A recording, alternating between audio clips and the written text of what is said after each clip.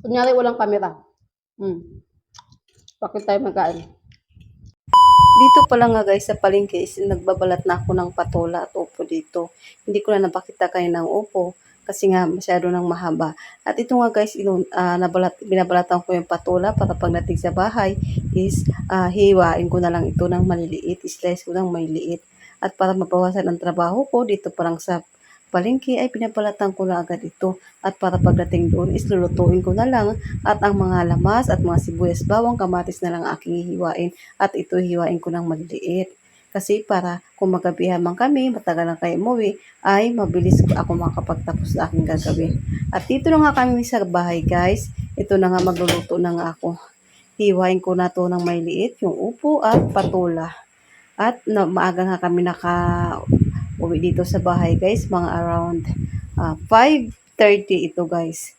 Kasi nga, feeling ko, pagod na ang katawan ko, kaya sabi ko, kailangan na natin umuwi at pagdating sa bahay is, ako pa ang magluluto. Buti na lang nga, may sinaing na, nagsaing na yung anak ko. Bali, ulam na lang ang lulutuin ko. Pagdating kasi sa ulam guys, ako talaga ang nagluluto at wala kong ibang asahan na gagawa nito. Kasi ang anak ko is hindi pa naman ganun kagaling magluto-luto ito, lalo na pagdating sa mga gulay. Hindi naman halos kumakain ng gulay itong bata na ito. Pinipilit ko lang siyang pakainin ng gulay. At ito nga guys, napaka-fresh ng ating mga gulay, ang ating upo at ating patula.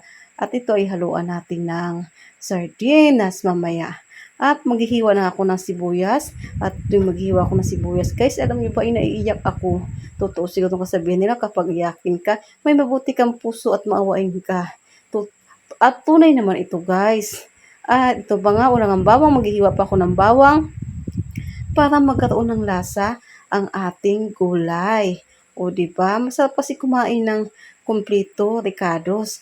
Ay, ito na ang ating lulutuin na. Ilagay ko na ang sibuyas bawang. Unahin ko yan siya, gigisahin. At isasama natin ang kamatis. Siyempre, pampalasa yan. Kung wala yan, ay sulat ay mga lasa ang ating pagkain ating lulutuin. O, di ba? So, kailangan yan, meron yan. At ito na ang ating mahiwagang sardinas na ayaw kainin ni Tito Mars kasi mabantot daw at mabaho. Ang arte niya, no? Grabe siya. Ang sarap kaya kainin ng sardinas. Ito kaya ang paboritong ulam at mabilis ma-over-afford siya na pwedeng pang-ulam lalo na sa mga katulad natin. Hindi naman wala naman tayo gaanong malaking sahod, malaking kita, kaya ito is madaling bilihin at solve na pwede ng pang-ulam. At ito nga guys, nilagay ko na ang ating upo na fresh at nilagay ko ng tubig para hindi agad siya mawala ng tubig. Lalo na mamaya, lalagyan natin ito ng sutanghon. Kasi nga ang sutanghon ay nagsisipsip ng tubig at mabilis matuyuan. At ayan ang ating sutanghon is nilagay ko na sa ating upo. Titimplahan ko na ito maya-maya guys para magkalasa. Haluan ko lang ito ng mga kunting mikos-mikos na magic at asin. Ayan guys, kakain na ako. Ito na ang ating upo with patola and sardinas. Yung ayaw na pagkain ni Tito Mars. O, di ba? But I like sardines. Masarap kaya. Masarap siya guys. Hindi ko pa makapag-tweet. Tell this din. Hmm. May tayo ng sardinas. Sarap ng sardinas ah. Ano, sa tanghon. Kalabasa. Ay, kalabasa. Upo, patula. Sarap kaya. Patula na nga siya eh.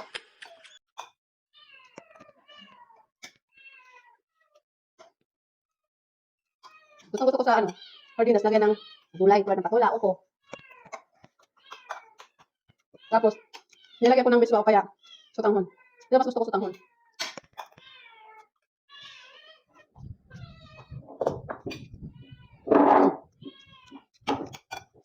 Nawala na yung sabaw kasi sinipsip na ng sutanghon.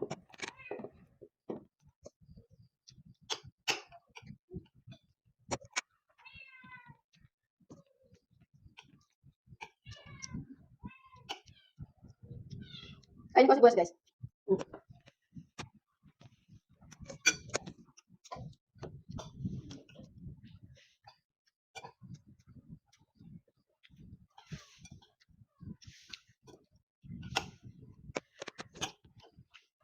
Diba? So, Sarap ng gulay.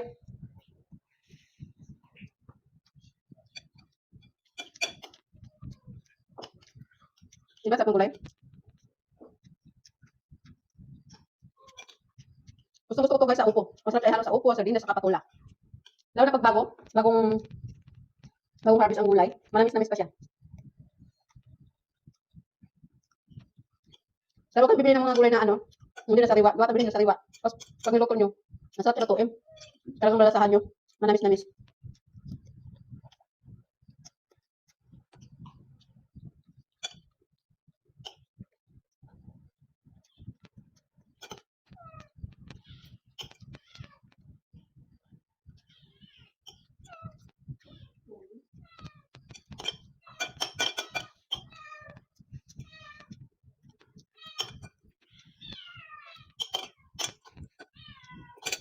Boss.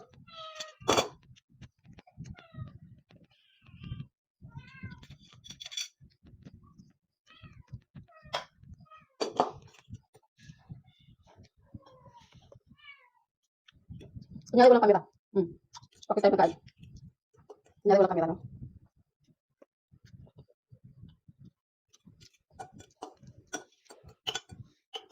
Sarap natin pag halo mo ng kamatis na maraming malasa.